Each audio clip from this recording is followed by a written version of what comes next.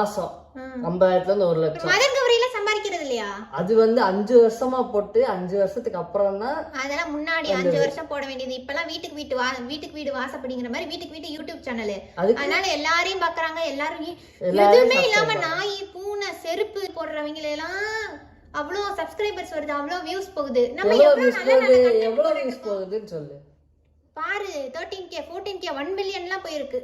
1 million. ஒரு அம்மா தலையை சீவி பேனை குத்திட்டு இருக்குது இப்படி உட்காந்துக்கிட்டு இப்படி சொரிஞ்சுக்கிட்டு. அது பார்த்தா 1 மில்லியன் வியூஸ். அதெல்லாம் செட் ஆகாதுன்பா, வேணாம்பா. நம்மளுக்கு செட் ஆகாதுன்னு சொல்லாத நிறைய. இங்க பாரு, இப்போ ஒரு பெரிய மாளிகை கட்டி அங்கன கீழே வந்து இந்த பூஜை பண்ணுவாங்க. இது என்ன பூஜை? என்ன பூஜை? ஓமம். ஓமம். அதான் தெரியுதுல உனக்கு? தெரியுது. ஓமம் அது கூட சொல்ல தெரியல. நீ எதுக்கு இருக்க? அது தெரியாது எனக்கு. ஆனா பூஜை பண்றாங்கன்னு தெரியுதுல. ஓமம் உட்காந்து இங்க நான் உட்காந்துருப்பேன், இங்க நீ உட்காந்துருப்ப, இங்க பூஜாரி உட்காந்துருப்பாரு. உட்காந்து இப்படி ஓம் ஓம்னு பண்ணிருப்பாரு. இங்க ஃபுல்லா அப்படியே ஜொலிக்கும் லைட்ஸ் மேல. இங்க சைடுல மாடிப்படி போகும், புகையாதான் பறந்துட்டு இருக்கும். நீ வேற யார்கிட்டயாச்சும் பேசாத. மேல ஒரு வீடு, கீழே ஒரு வீடு, சைடுல 10 ரூம், இந்த பக்கம் ஒரு 10 ரூம்ங்கறப்ப அப்ப சொல்லுவேன் என்கிட்ட.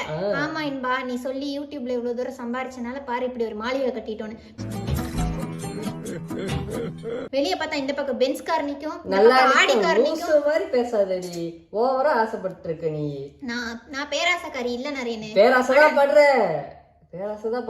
எனக்கு வந்து ரிச் ஆகணும்னு ஆசை கிடையாது. மிடில் கிளாஸ் ஓகே தான். இருந்தாலும் அம்மா அப்பா காசு இல்லாம என் கால்ல நின்னு நான் என்னோட இந்த நடிப்பு திறமையை காட்டி இப்பயும் நம்ம கால்ல தான் நின்னுட்டு இருக்கோம். வேற யாரு காசு வாங்கல. நம்ம யாரு காசுலயும் வாங்குறது இல்ல. இருந்தாலும் அவங்க இப்ப கல்யாணம் ஆயிடுச்சு, அவங்க கார் வாங்கி கொடுப்பாங்க, வீடு வாங்கி கொடுப்பாங்க. இல்லையா? அது எனக்கு வேணாம். நான் வேணும்னு சொல்லவே இல்லையே. நம்மளே பொறுமையா சம்பாரிச்சு கட்டலாம் தானே சொல்றேன்.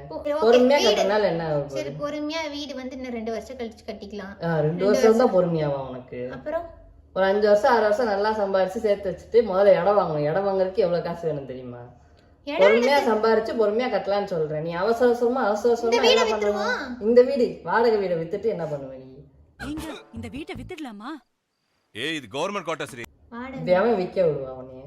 சொல்லு. மறந்துட்டேன் வாடகை வீடுன்னு.